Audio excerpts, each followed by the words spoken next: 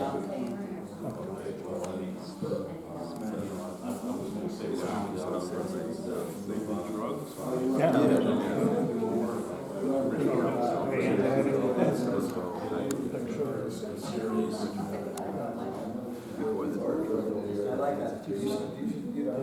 that an opening the other day the painters like? No, it's still I don't know what it is, but it's so funny you do free seconds. I don't know about that abstract thing. Yeah. I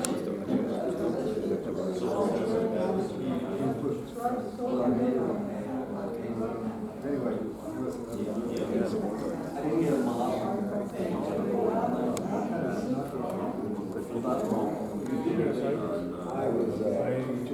It's my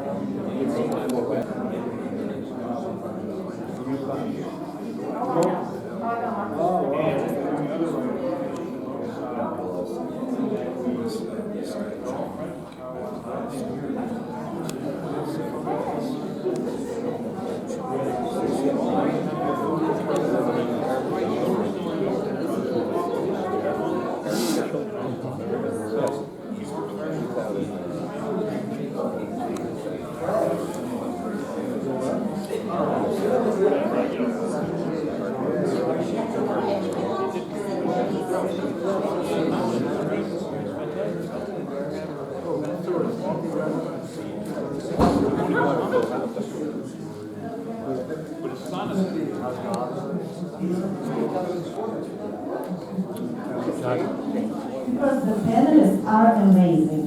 And thank you very much for joining us. This is Hugh.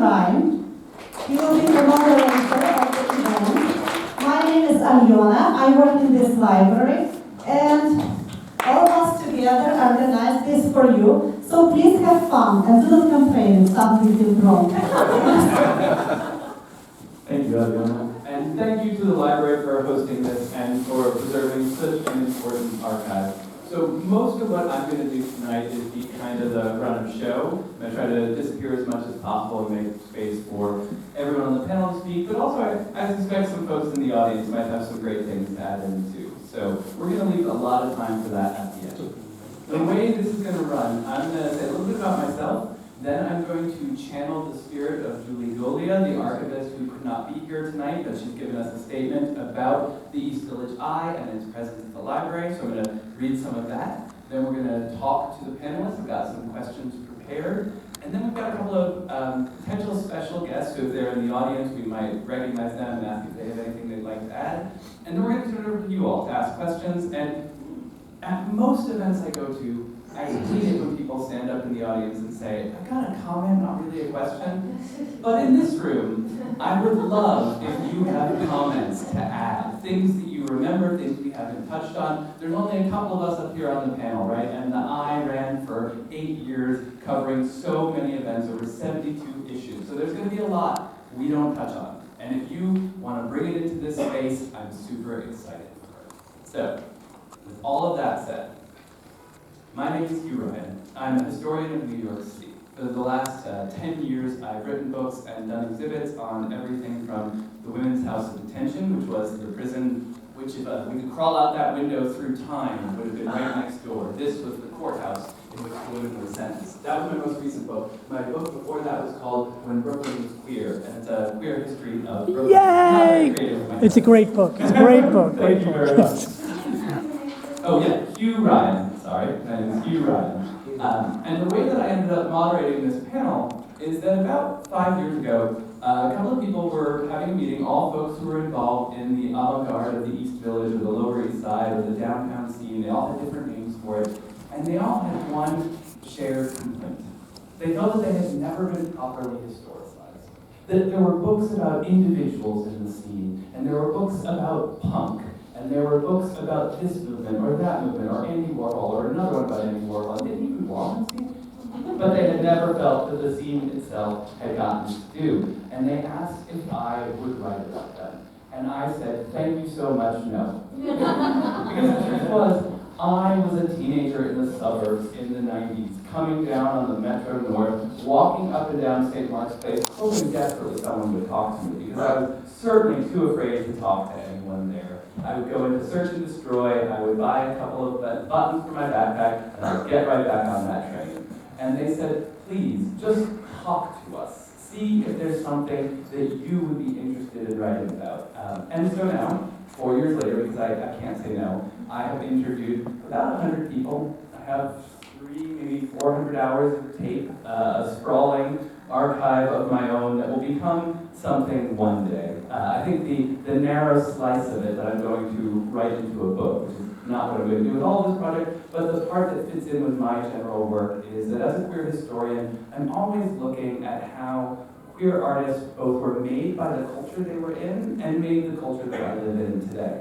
I don't think of the East Village as a traditional gay neighborhood, not like the West Village where we are today, but there certainly was an element to it through which queer ideas came to the forefront. As one of my interviewers said to me right at the beginning, the East Village avant-garde was the last avant-garde of the 20th century in America, and the first one after Stonewall. The first time that queer artists could be out in their work and their lives, and that meant something.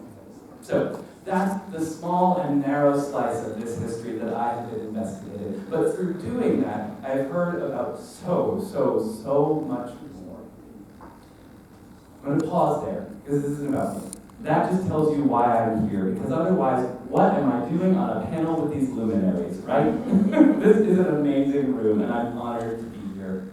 I'm going to read now the statement from Julie, and then we're going to move into the question portion of the evening. And when we get to the questions, I should say, you've all seen them in advance. I'm not going to call on you. It's just as you feel moved. If you don't want to answer a specific question, or you don't like the way it was phrased, and you want to say so, like, jump right in. This is going to be a very open experience. And now, for the spiritualist channeling part of the evening. You must imagine me as Julie Golia, Director of Archives and Manuscripts for the New York Public Library. On a warm spring day in 2022, I met up with Leonard Abrams, founder and editor of the groundbreaking 1980s newspaper, The East Village Eye, to learn more about the collection he had preserved from the publication's heyday. Leonard was with Arthur Fournier, I don't know if I pronounced that right, an archivist and a dealer, and Arthur had arranged for a space for us to use the materials at a stylish East Village hotel. For most of his pre-NYPL life, the East Village Eye collection lived in a much less stylish storage facility in Queens. For the next several hours, I found myself in a historian's paradise, paging through pristine copies for each issue of the Eye, exploring the rich photography and art collection that Leonard had preserved, and leafing through materials documenting the editorial and financial life of the startup magazine. Everyone in the room knew the New York Public Library was the right home for this remarkable collection. In November, after the paperwork was signed, Leonard and Arthur personally delivered the collection to the New York Public Library Service Center, where our technical team received, preserves, and catalogs the library's remarkable special collections holdings. In early 2024, the fully processed and inventoried collection was transferred back to 42nd Street and opened to researchers. The East Village Eye records include print copies of all 72 issues of the East Village Eye, and as a result of this acquisition, the New York Public Library is now the only institution in the world to possess a complete print run of the paper. Although I will say, immediately after I put that up on Facebook, someone contacted me to be like, I don't think that's correct. I think there's a complete run somewhere else. It's also not good. There should be more copies. Noma had a complete set because Janice Ekdahl, the librarian, got a subscription the second it started. So MoMA and possibly fails at NYU. But what I can tell you about the New York Public Library's collection that is unique and distinct is that as of right now, the entire 72 issues have been digitized, and they are available online, though you have to go to a branch to view them. You have to be in one of the branches. It wasn't like that before. It was not, but copyright reasons, unfortunately. There are a number of pieces of art within the publications that are copywritten. We cannot make them digitally available outside the space of the library itself. However, the digitization does mean that for researchers who are looking for these documents, who can contact you, we can actually give those documents out. So there is the possibility for people who are not physically able to come to one of these 3 places in the world, all of which are in New York City, that have the only full run of this paper to see it. And so before we get started tonight, I'd like to give one last round of applause to the New York Public Library for their heroic work.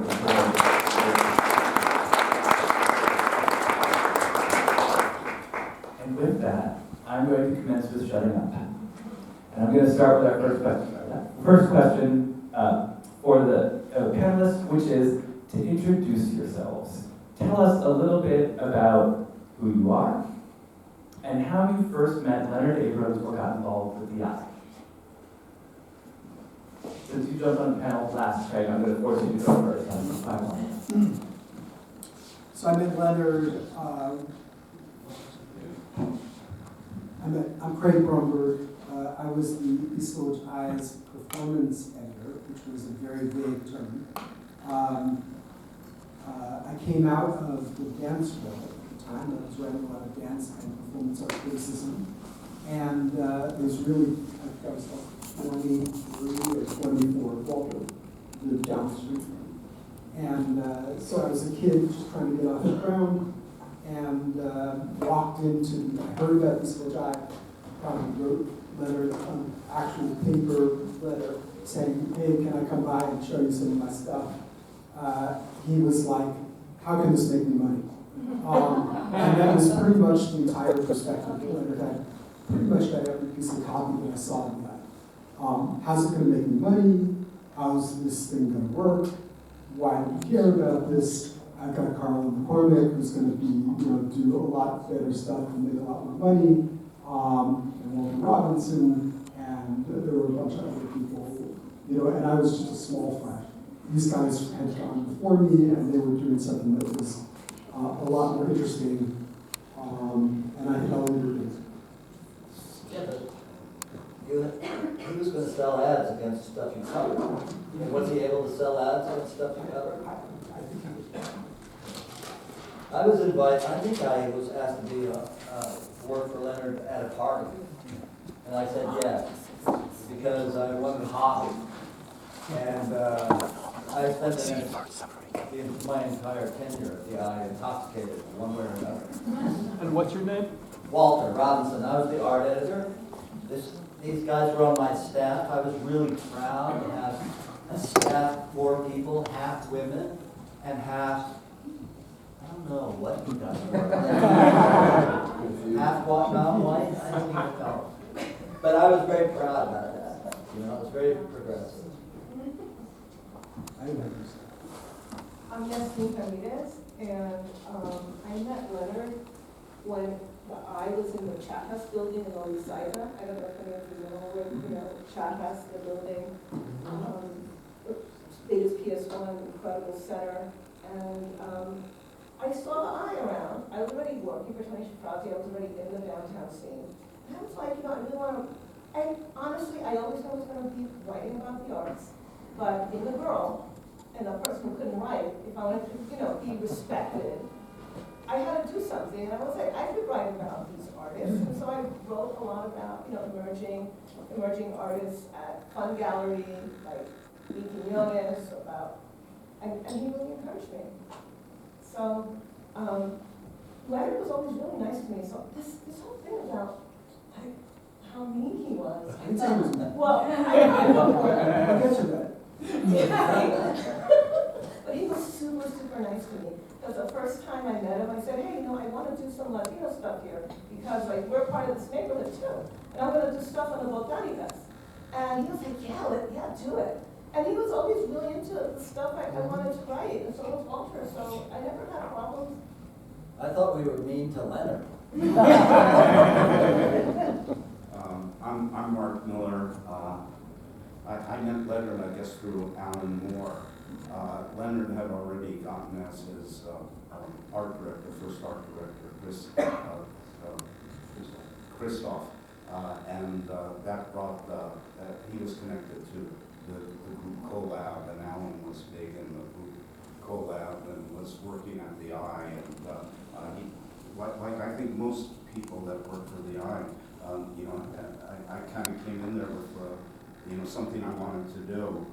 Those were the years I had the pretensions of a picture education archive, I even have a letterhead. I was going to compete with the Bettman Archives, but didn't get very far. And so I brought some photos to Leonard. The first batch of photos I brought him were Hiroshima photos with very provocative images, and that slowly evolved into a column called Miller's Memorabilia, which actually went for 3 years. I sometimes wondered if Leonard even saw it, but you know, it was very personal. I would just pick a picture that attracted me, and then I'd write a kind of pithy little text with the help of the news editor at first, Spencer Rumsey, and so they were mostly historical pictures that related to the contemporary zeitgeist, and a little different from what everybody else was doing, which was more about the contemporary scene. Hi everyone, I'm Carlo McCormick. Now that these things are available for scholarship, maybe someone can tell me if it was 82 or 83 I started working. I have no idea. I used to think it was 82, but someone told me recently it was 83. And that's just confusing to me because I might have lost a year of my life in this. But anyway, for me, it was all about the girl. I was really madly in love with this woman, and one of the things I loved most about her was that she always had the shittiest jobs imaginable. It was like so bad. And probably the worst her job she had was that she used to sell ads for the East Village Eye. And I was like a barnacle trying to attach myself to her life. So I started writing for them. That was basically, I think, my motivation at the time. And Yeah, I was where you launched your now long illustrious art writing yes, career, no? yes, it is. I had not published anything beforehand. I was a really bad writer. I look at that old stuff and I really cringe. Walter did a lot to clean it up when he came on board. My experience there was like, well, basically Leonard was a schmuck, and because he had no money to pay anyone, I think in his mind he thought if he treated people kind of poorly, that we'd just be grateful, and he would always be that way with me. It's like, yeah, okay, I'll put it in, Carlo. It's all right. You know, it's like, and then so right after I left the Eye, I went to Art Forum and to paper, and it was such a remarkable thing because I still wasn't really getting paid. Paper didn't pay me at the beginning, but they were thanking me, telling me how good I was. So I will say there was a huge difference that way. Oh, and by the way, I did marry that woman. I'm all very happy with it. So, since we have y'all on the panel, and you are the experts, and I think rarely do the folks who are involved in publications and scenes like this get their flowers while they're alive, I'm going to ask you to toot your own horns and tell me what thing you wrote for the Eye did you like the most, and why? What was it about? What was it about it that made you love it? Well, I'll start out. I actually did 36 installments of Miller's memorabilia, and I don't think it's just one that I would identify, but it was just the freedom to find any image that I found appealing and put it, and then get it published monthly. I guess the one that went the furthest was I had found the old headline when Tony Shafrazi had done graffiti on the Guernica. It was a great daily news headline with a great picture. And I brought that in just at the time when Michael Stewart had been killed by the police. And Spencer Rumsey, who was the editor of the news, did the news section. He did an article on Michael Stewart, and it was combined with Miller's memorabilia on Tony Shafrazi and the graffiti at the, of the Guernica, and there was quite a different outcome. Tony Shafrazi went on, of course, to become a major art dealer representing Keith Haring. He had, obviously, he had more connections. Michael Stewart, who may or may not have even done anything, any graffiti on, was of course killed by the police. So that was the transit police.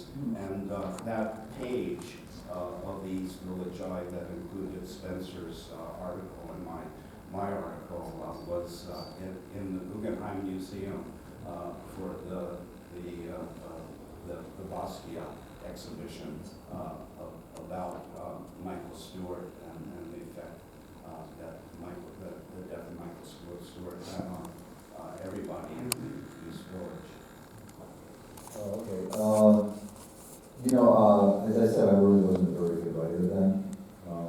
But I liked that the first thing I ever wrote was about these artists who've taken over an abandoned pier and started making art on it. And I think it's nice just because I've ended up dedicating a lot of my writing career to things that are kind of art, vernacular modes of art that are not legal. I think probably the best way to put it. So that was kind of nice. And then I think Walter and I wrapped it up pretty nicely when we did a East Village RIP, where we basically said that since we had invented the scene ourselves, which is kind of humorous that way, that we had full permission to say it was over. And people took it seriously. It actually had a great effect at ending it, which would have ended anyway, but we can take some pride in that. You know, Walter? That was your idea. We did it like Lennon McCartney. We signed both our names to it, but I think I did like that one. I gotta say that you had Mark do serious stuff. I did not do serious stuff. I think my favorite piece was the report of when a guy had a gallery in Amsterdam who was showing East Village artists. He called me up, I was asleep, so I woke up, and he wanted me to review the artists who were in his show, and it was like, all of us who aren't in the show are really happy for them. They should stay over there and never come back. So for me, there was a lot of comedy, but the one thing I'm proud of is we covered, we wrote about Richard Prince's Spiritual America show, which it's the only contemporaneous review of the show where he rephotographed a sort of commercial photographer's pictures of, help me out here. Brooke Shields. Brooke Shields as a young girl. It was in connection with New Orleans, this TV show, this movie, Pretty Baby. And it was kind of a scandal, and so I'm kind of proud to have caught that, and I think my take was that he was positing the artist as a spectator of popular culture rather than a creator of it, just like the rest of us. And I still think that's a good read. And then I wrote, wait a minute, one more. I wrote under the name Walter Windshield. It was a play on Walter Windshield, obviously. But the idea is that, you're going, Walter, are you there? You want to sit down?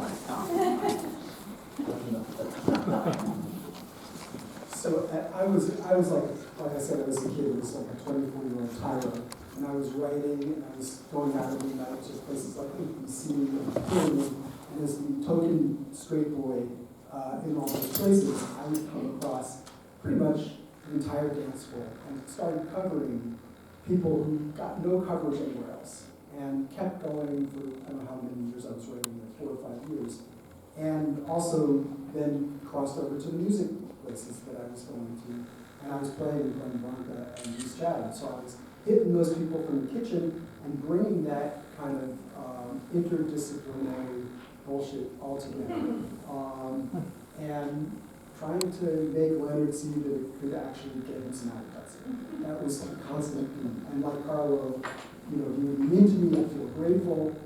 He print 98% of what I did, and, you know, it's there. And I covered some great artists, and, you know, a lot of them who are no longer with us, and it was a time of real illness and political torment, and it got me excited and about what we were doing. It was a moment of deep change. Can I, Yes. if this is my phone?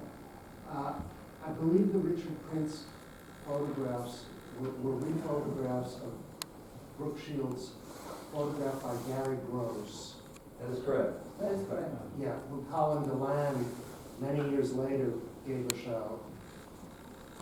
But they were not associated with Pretty Baby. They weren't. No, this was before Pretty Baby. Brooke Shields had posed.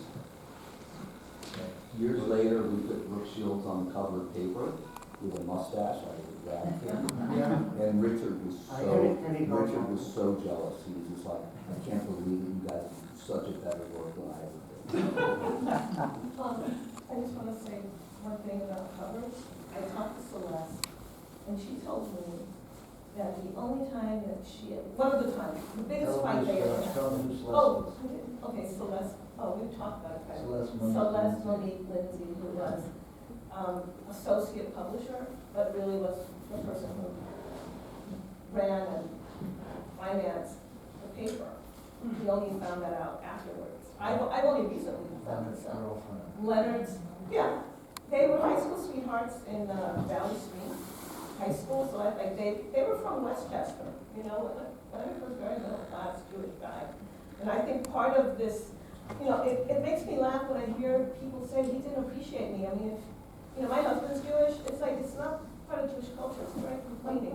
It can't be upsetting. But I was used to it. It's like I didn't expect Leonard to, you know, that's just, you know, it's the way it is. You know, but I'm not being anti-Semitic, it's just like, that's, you know, he was a New York Jew, you know? And that's not the zeitgeist, we're very emotional. So, Celeste said that she and Leonard had a big fight about putting Lisa Lyons on the cover. That was shot by Helen Newton. She really thought that was just a travesty because she was a staunch feminist. So, do you remember that? Lisa Lyons in chains. I remember everything.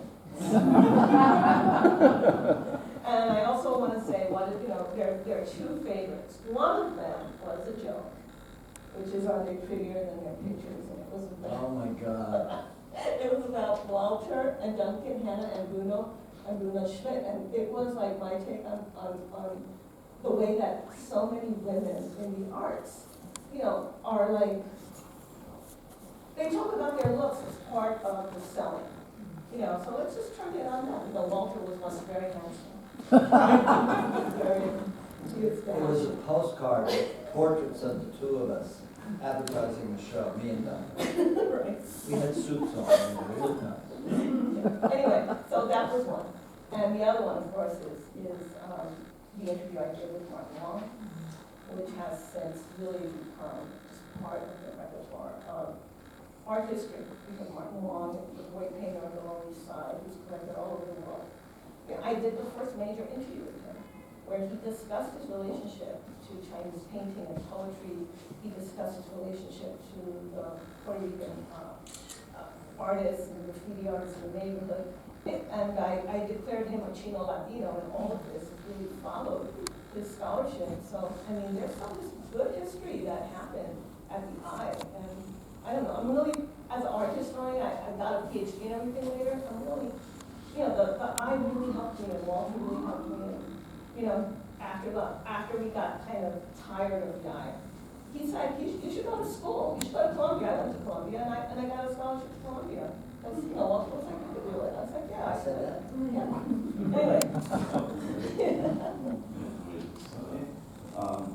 I just wanted to add here that my ambitions there, Picture Education Archive, and evolved into my current project, which is Gallery 98, which is art ephemera. Over 8,000 items of art ephemera from the 70s and 80s are on the web, including for sale that picture of Walter and Duncan Hannon on the Semaphore show.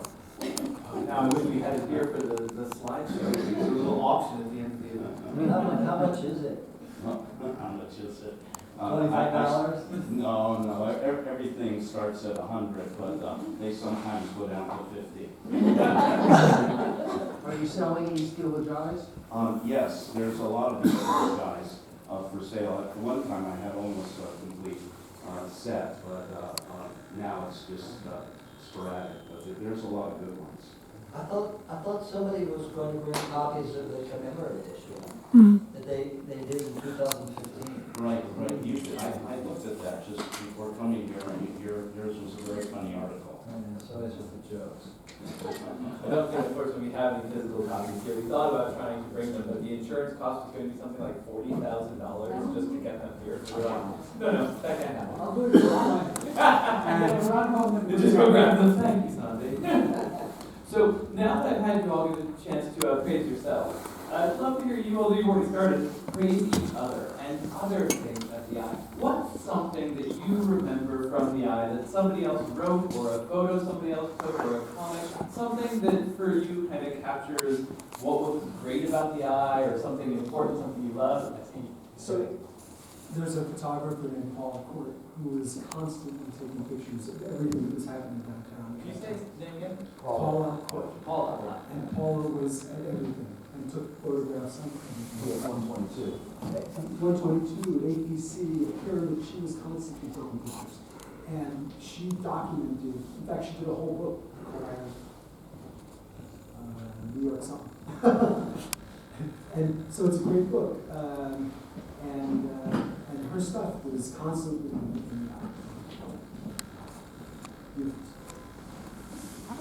Anybody else? Well, I'll plug Stephen Hager, who was the features editor at the Eye for a short period. Stephen Hager had really serious journalistic ambitions and was working for the Daily News, and as legend has it, he was fired because of a sympathetic article about graffiti. And then he came over to the Eye and did some real breakthrough articles, a full article on Keith Haring, on PPOW, the gallery PPOW, and a really great one with Phase 2, where they illustrated all the different styles of graffiti. At the same time, Steve was writing 2 books, one hip-hop, which was the first book on hip-hop, and the second book was Art After Midnight, which was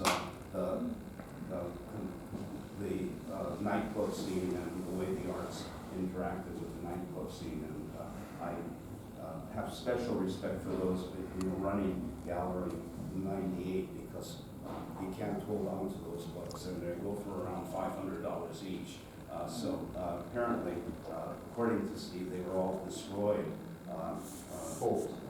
What? They were full. They were full. So that they're very rare books, and they're groundbreaking books about that period. Yeah, same one, stress with that, all the publishers. Because, they couldn't, they put it out as a mass paperback and no one was interested. And so, rather than pay for storage in a warehouse, they just pulled them. They didn't give Steve a chance to buy them back. I didn't even know Steve, I never read the at all. It was kind of like, I never read any magazine I wrote for. It'd always be embarrassing because I'd mention somebody or someone, I'd be like, oh, someone mentioned someone, like, who's that? They're like, they're on the covers. So, I did write for Steve at High Times, though, which is, I never read that either, but I did look at the pictures. I just want to give a shout out about the first article in York, hip hop was East Village Eye by Michael Bolton. Yeah. You know, so I mean, just historically, that's when the term comes into publication and becomes circulated like outside of the Bronx or something. So Michael Bolton did an amazing job on that and some of the other shorts. You know, before I came here, I was reviewing some of the copies of the eye that I have, and there's just so much great stuff in there. My friend Joseph Nekvatal, who's an artist, he's a writer, he wrote a short newsy critique of the goddamn war budget, listed all the numbers. That's something that it should be in the newspapers all the time. It's never in the newspapers. There was an interview that Gary, Indiana, did with Bill Rice. It's just beautiful. There's Cookie Mueller, who had her advice column, or her doctor's column, you know, the documentary about Cookie. There's so many others. I know Yasmin, besides writing on Martin Wong, and the graffiti artist also did Fat Five Freddy and Zest and Futura, some of the yeah, so it was all there, and there's just a lot of great historical stuff, and it was only 40 years ago.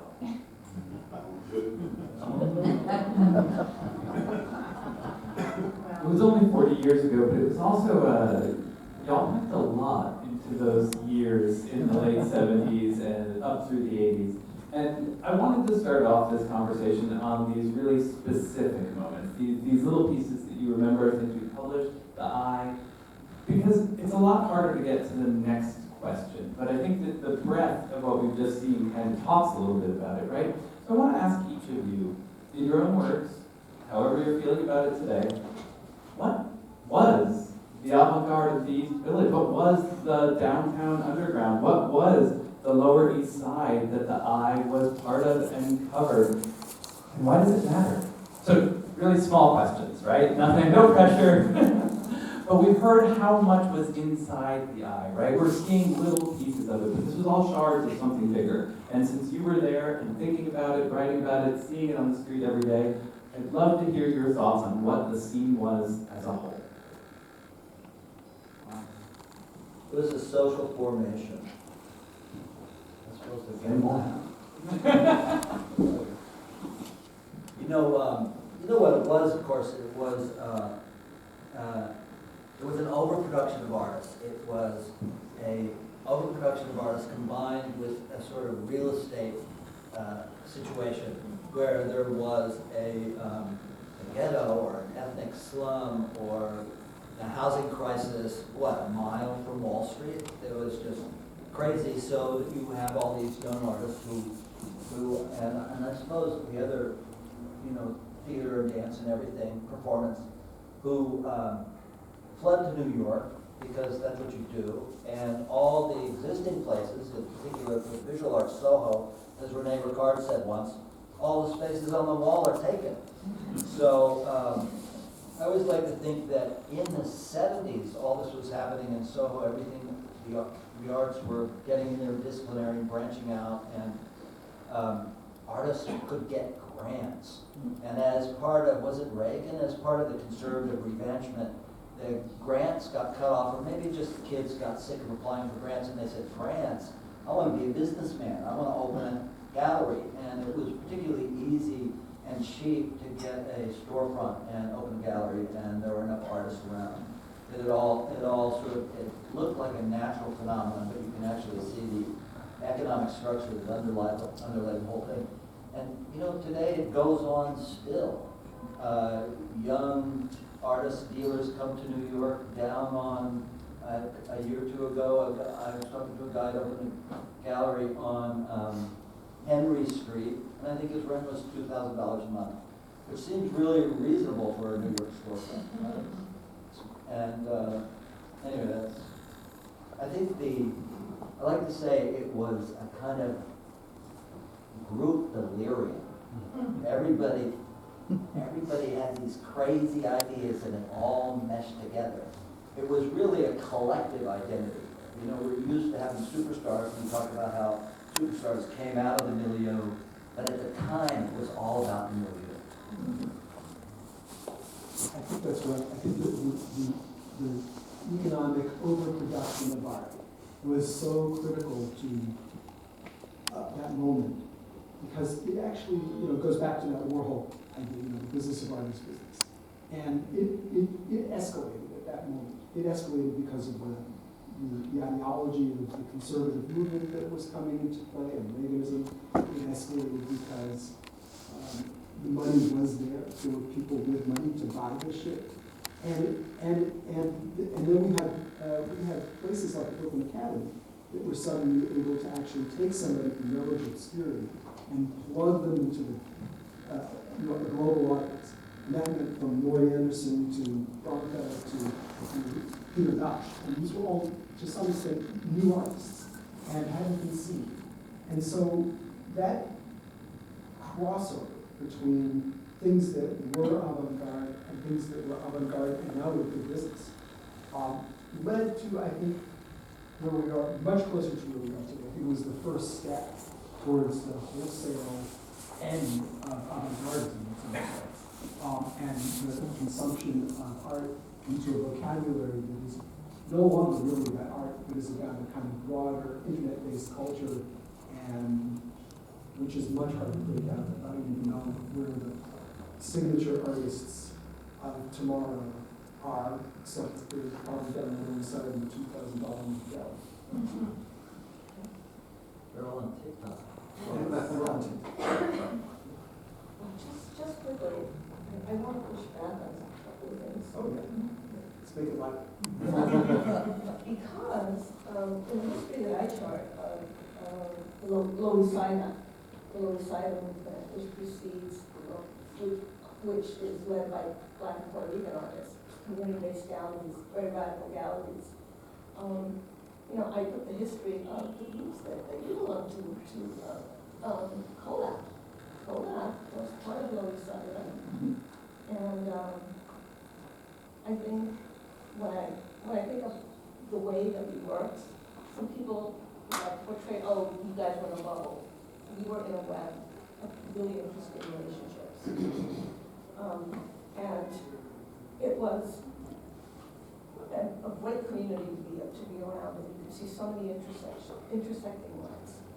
But I don't necessarily think that. I think there was some detonations came from grassroots elements, and I think that that's what made the Lower East Side seem a little more interesting than what happened in Soho, which was very, very light. I mean, this was a much more racially mixed area of New York.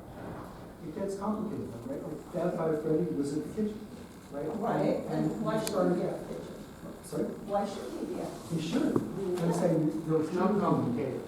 Right. There should have been more diversity and more recognition for some of those earlier pioneers. They just didn't grow along with the commercial realities. Sorry? That's like one beyond that. Well, It wasn't MTV. He created, he created Yo Raps. So he actually went beyond, and he's still making work, and he's collected. So Fab is not, I'm just saying, I think that the scene had some really interesting grassroots elements, and it wasn't all a sellout. It's a little bit more. Just because you make money doesn't mean you're selling. Okay. Do you remember Slugs? Was Slugs around there? When I was in college, I think it was a decade earlier.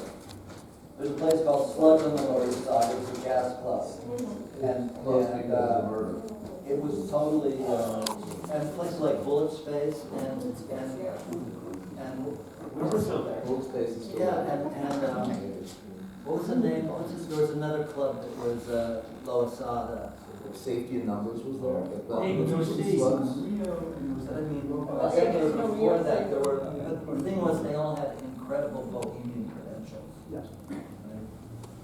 Way in advance of these others, which was painted as a real estate event as well as being an artistic event.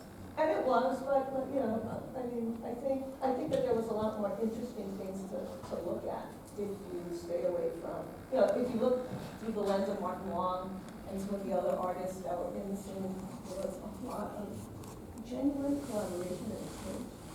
And we all remain friends to this day, and I don't see, I don't necessarily see that in other so-called movements. I mean, it's not like we've not seen each other in like 40 years. You know what I mean? We go to each other's shows, and people have been fantastic.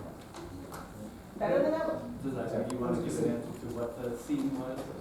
No, I was just gonna say, and you have, it's just so contradictory. Right? And you had Mary Lou, you look at Skelly, and what was going on, on West Broadway, and people were turning artists into celebrities that had never been in that way, at least in contemporary culture. And in the end, the East Village art scene was a feeder for the institutional art world. Now Mary's a celebrity. All had his superstars too. All had Insane magazine, and he was making superstars like the 60s. So I'm going to interrupt from moderator perspective here because I've been trying to speak for a second. But this is exactly why we're doing this event, because this kind of live stuff is what you do not get from just looking at the eye, right? So, thank you. Yeah, I'll throw out a word that had a lot to do with the East Village, which is the baby boom generation. It was coming right on the heels of the hippie generation, and they all descended in New York. And because of the housing situation, everybody was, there was a mixing going on that was pretty phenomenal. Musicians, artists, people in theater, writers, they were all living in the same tenements or in the same loft buildings. My real introduction or first involvement was coming into CBGB's about 1975 and recognizing right away all the people that I knew from the art scene in Soho and Tribeca, and then having the opportunity to do an exhibition for the Washington Project for the Arts called Punk Art, but it extended way beyond the art. There was also the fashion. I mean, it was an all-encompassing thing. The term punk art has, still is used, but it was supplanted by a lot of other terms like new wave or no wave, and it was the intermixing of all of these artists that just made it, and the sense that you could do things. You could start a gallery, you could start an art movement, which was the pretensions there of punk art, and so that was a phenomenal sense of power. I think Leonard felt that power just starting the East Village Eye, and being able to influence the culture. Now it probably is a lot harder. I mean, we're working with a certain confined neighborhood, and everybody that counted lived below 14th Street. Now with the internet, if you get 100,000 views, you're nothing. The world's gotten so vast, and the inability to actually affect the culture has become more difficult. Even in some ways, it's easier. Yeah, I agree with a lot of what Mark said. I think that the interchange was actually more interesting than any singular figure, even though the kind of ratification system of stardom is going to fetishize some people more than others. I'm probably the one most guilty up here. I write about contemporary art. Most of my living is probably made hacking that cheap, tawdry nostalgia. Tomorrow night I got to do a talk at Pace about Keith Haring. I mean, this is so, and I get really sick of talking about some of these people, to be honest, but I love them. But I kind of tend to look at him or Jean-Michel or a lot of these people as kind of ciphers by which I can opine, shall we say, on something which was bigger, the zeitgeist. I love all the forgotten artists of the East Village. That they, to quote Leonard Cohen, they were truly beautiful losers. And so I really like that, and I really like the interchange. I really like that it wasn't fucking painters talking about painting, which is like it's like musicians talking about paintings. I can't stand it. It was painters talking to people who wrote books or made independent movies were a huge part of that culture. Performance arts, it was always when people kind of, we could steal each other's ideas because we were in different units. And that was really a great kind of cross fertilization happened in a naturally, actually generous way. Instead of the kind of competitive aspects which hit within, you're trying to sell it, to the same collector or something like that. So, I just wanted to think of one thing because when you mentioned Michael Holman, Michael did a talk it was part of a talk the other day about the MLZ, and he pulled up this slide, which was just fucking great because it was like Michael used to book the Grill, which was before the Roxy kind of where this happened, and years ago we worked for him there and stuff like that. And she went to the Roxy, but he had this slide, it was really early. This is kind of when hip hop's first landing in downtown, before the punk club. And there, it's 12 guys in this photo, and front and center is Leonard Abrams.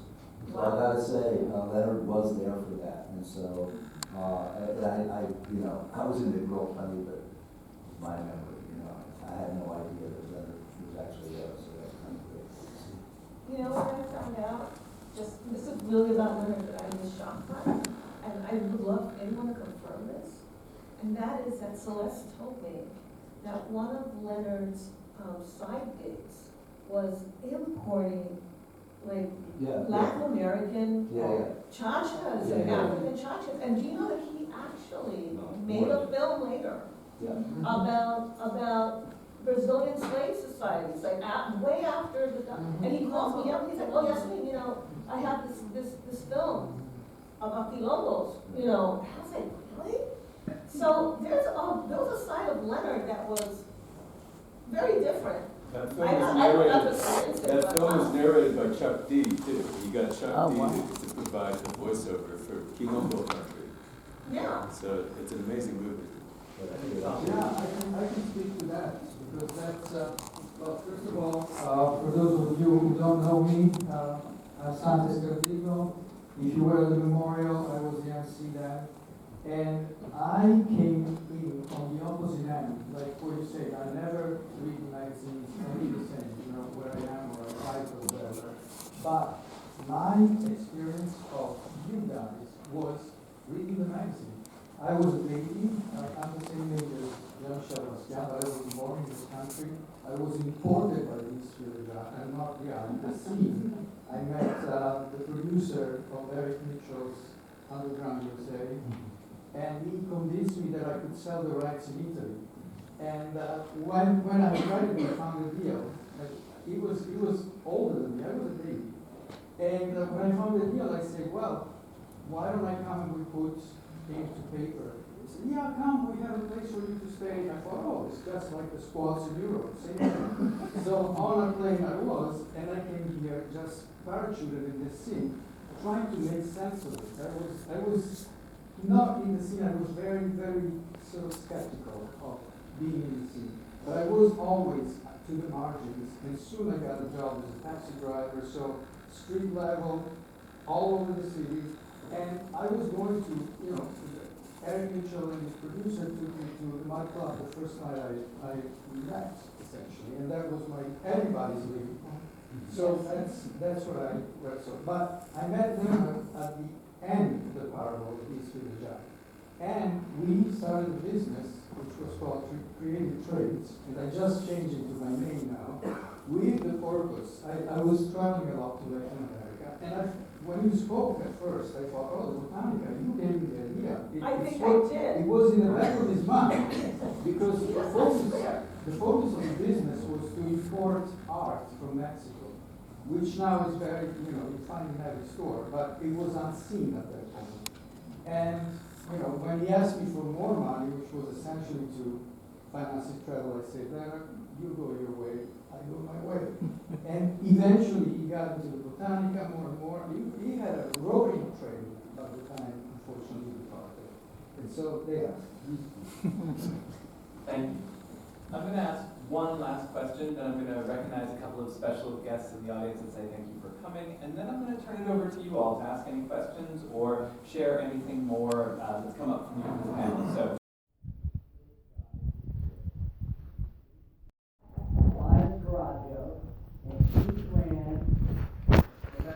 Part of the most amazing pile of rusty sculptural junk the world has ever seen.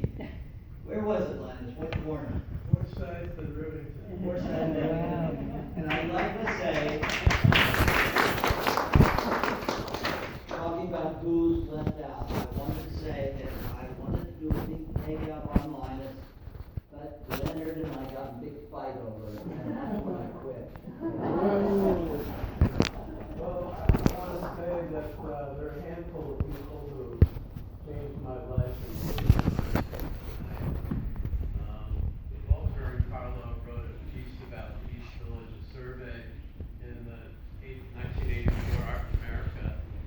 And Walter had the investigative temerity to track me down in art school to interview me over the phone in the art dean's office and report on this type of graffiti I was starting to do at that time.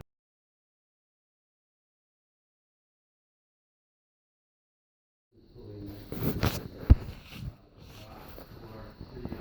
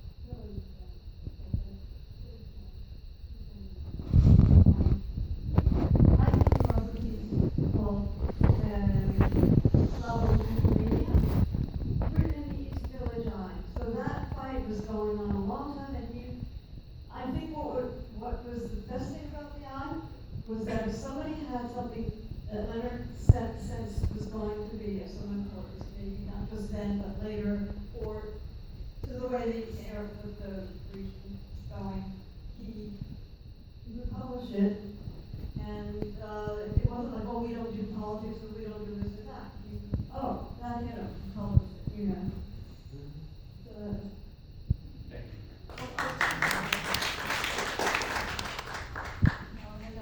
Great, in honor of Leonard, I wrote very proudly in the last issue, of which I have many copies. Who are you? Who are you? What's your name? Yes, well, I have several different names. I'm Susanna Lozana, I'm S.C. Sedgwick, I'm Mona Wera, so it's very liberating. But we really need something like the East Village Diagonal, all the newspapers collapsing, and owned by oligarchs. We really need the voice of the people again. And Leonard was so good at that. He really had his antenna up there. I went to him once. I'd already done a few articles, and he said, I want you to go to Queens to look into this fellow called Sal. Well, actually, I took it out. I didn't want to go to Queens. I had a baby in my arms, so I didn't go. So I missed Bastiat. Leonard, I wrote about Animal X. It was amazing. All about fashion and hair color and paper skirts. But the article that Leonard liked best was the one about the Times Square show. At a real estate show. And I don't remember a thing. I think I have a copy of what I wrote, but there was something behind glass that was supposed to be male sperm. And when I wrote about it, I said, the spurious sperm. And that was it. Leonard just let me do whatever I wanted after the spurious sperm. Thank you.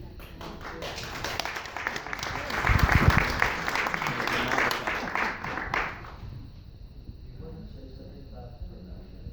I'm fascinated how the eye was actually produced. Since you asked. Well, also asked about the production and actually that was the part that I found most amazing and inspiring, also the part I can say the most about, because despite Leonard always telling me, Richard, you gotta go out to the club, galleries and all that, I was kind of a workaholic, and the office and the production facilities were all I knew. But the thing about Leonard, when I came to my first interview, I showed him a tablet that I've been working on up in Syracuse, where I'm from, and he was so intrigued by it, and he said, wow, that's really great printing. And I was so impressed because I thought he was, sort of an intellectual snob that looked down at me and my publication from Syracuse. He was wonderfully impressed, sincerely impressed. And I started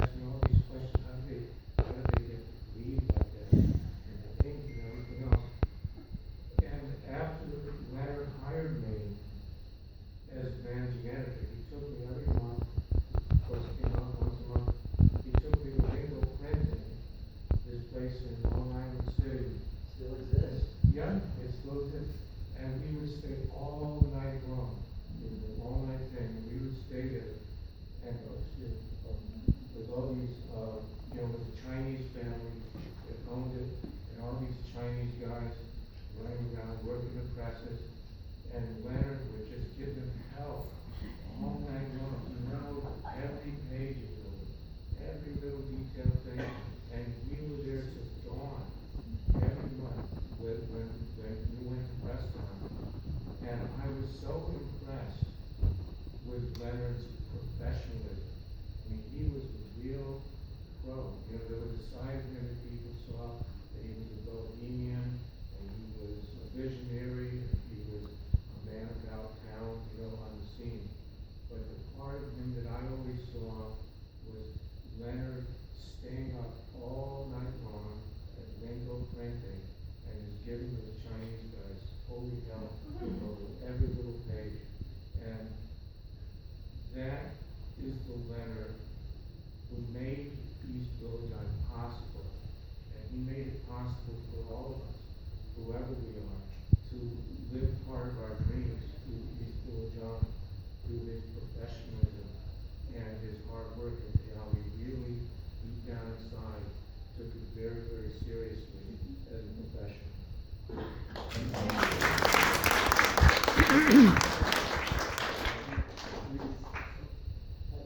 just want to add to that, Richard, I don't think I ever walked into the eye without seeing you. But you probably put in more hours than all the rest of us combined to do like a full workforce.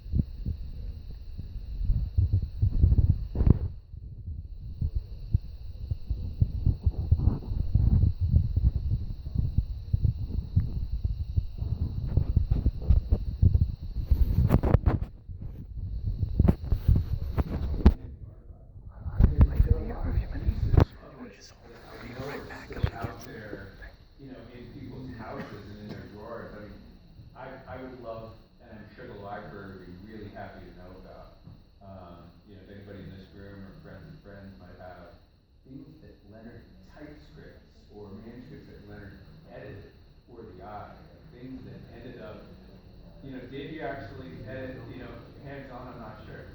But insofar as there are other things, that touched on production that became part of the eye, I know the library would love to hear about it. I mean, I can't speak on behalf of the library, but I just know that there's a lot more that could come into the space around that collection and be useful things. And in fact, real quick, Julie did tell you about her remarks, and I want to say thank you. I know she's not here right now, but she did also say if anyone wants to learn more about the collection or has information they should have, to email manuscripts@nypl.org.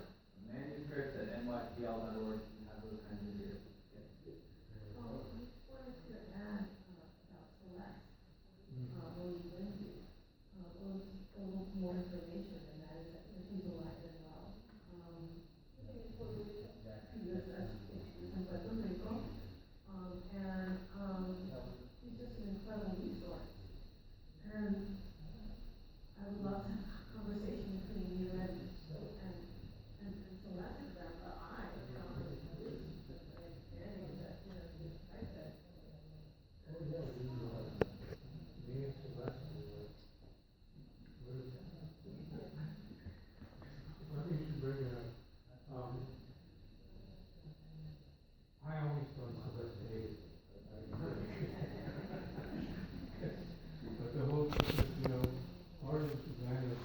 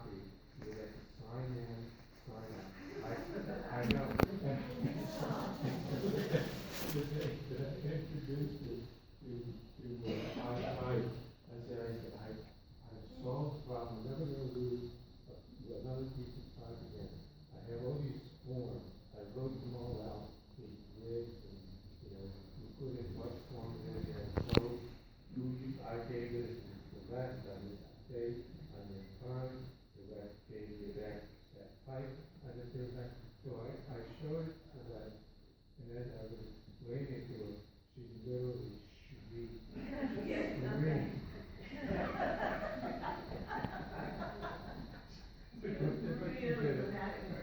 Good picture of intervening, you know, that's it. With that, I'm going to open this up to questions from the floor. Oh, no, one more. I was just saying, we lost for two Russian isn't it? Yeah. Vicky, what was your job? I mean, I feel like you were the one kind of editing most of us in your section. Or was that another magazine? I remember you did something, right? Oh, thank you. Like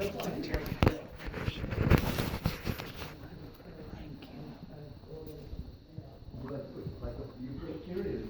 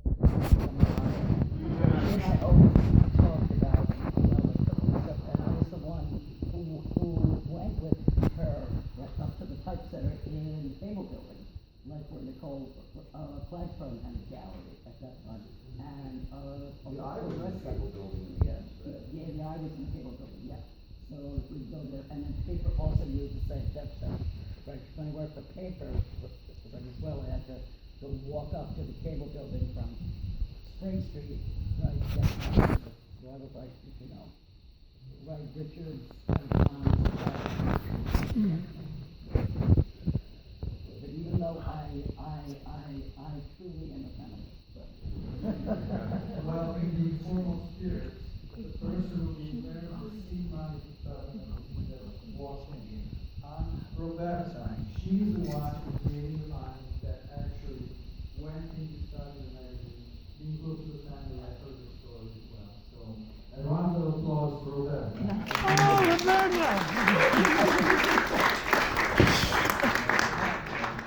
Oh, and we brought the East Village Eye, that later issue that was the 2017 issue of the East Village Eye. Yes. So we have some copies in the back for people to take. A little bit early so people have time to look at it. The space does have to close at 8, so we'll Well, you can close. take one with you.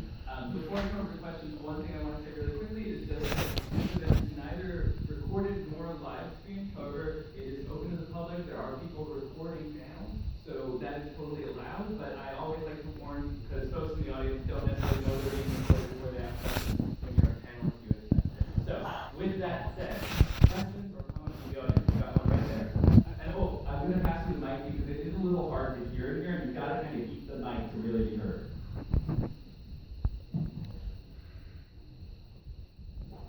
So I'm probably the only person in the room who doesn't know the answer to this question already. I said, I'm probably the only person in this room who doesn't know the answer to this question already. But what did Leonard come out of, and what caused him to find this niche for his vision? Where did Leonard come? How did Leonard come to make the Do you know the answer to that? Well, what I know, there's a really nice article that it's a document, it's sent around. You know, Leonard had an underground newspaper and he was and he had to last on to school. And, you know, he was like this really smart person who like pushed against the rules. And he came to New York and just decided that he wanted to start it up again, the publishing. But he already showed as a young man of interest in publishing magazines. But it was sort of amazing. There was really a renaissance in small independent publications. And the East Village people alluded to some of them, details, paper,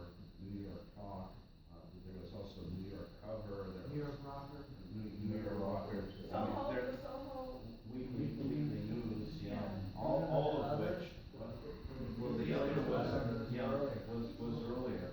And when John Howell did one also. But no, you're talking. But yeah, that's not all reading too much. The Evo, the East Village Other, and the Rat, both these ones, the sixes. Take a look at another thing.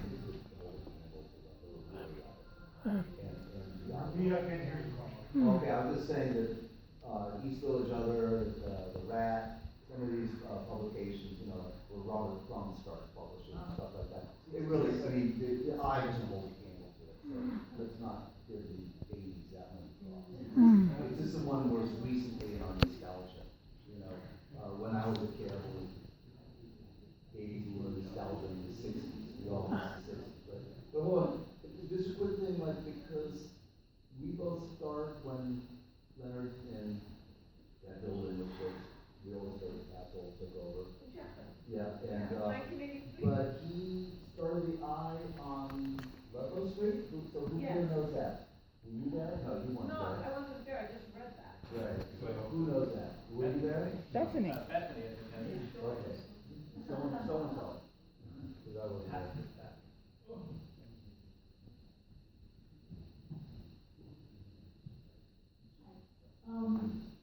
All I remember was, well, first of all, I think I was back in Michigan, I was in London for a while. Leonard is a New Yorker from Brooklyn, but we really started with all this going on. So he can come to New York, you know, somewhere else. But anyway, he came up to see me, I was like in 74th Street, and he said, "Oh, bullshit, what do you want to here for? Come down to East Village, and it's so dangerous there, and there's a lot of trouble." Oh, but this is so boring, you know. So eventually, I did it. I came down to East Village, and moved in down there, and I was studying theater, and so he said, "Oh, you write about the theater." And so it went everywhere, and people that we don't know about anymore, I think, was this group from Harvard,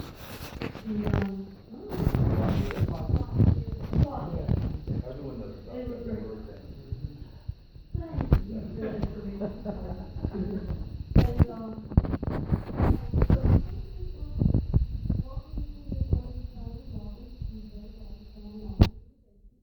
Walk down the stairs, and there were like stacks of bathtubs everywhere. Well, you know, she's wet, and I didn't know that she was in the bathtub. That was what was doing it. Leonard and I don't have the same last name, and nobody knew we were just one another, thankfully. Because I would say, "Leonard, what's the death?" Things like that. He never, I saw him, he wrote on, like, was able to some of our office and his representative with me.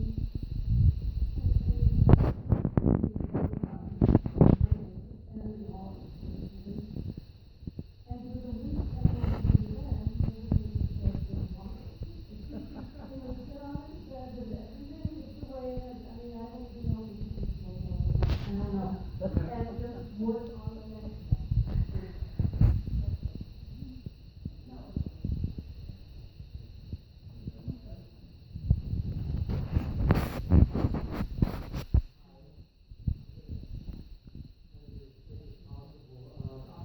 I'm a footnote in the history of the East Village Eye. My name is Alan Rosenberg, and I worked on very small things on the eye from 84 to 86. I had just graduated high school in 84, so I was a very junior editor, and my job was just to fill up 1/8 or 1/4 page spaces with anything that was cool, and I had been brought in to the Eye by Joanna Titu, who was the style or fashion editor, and then eventually I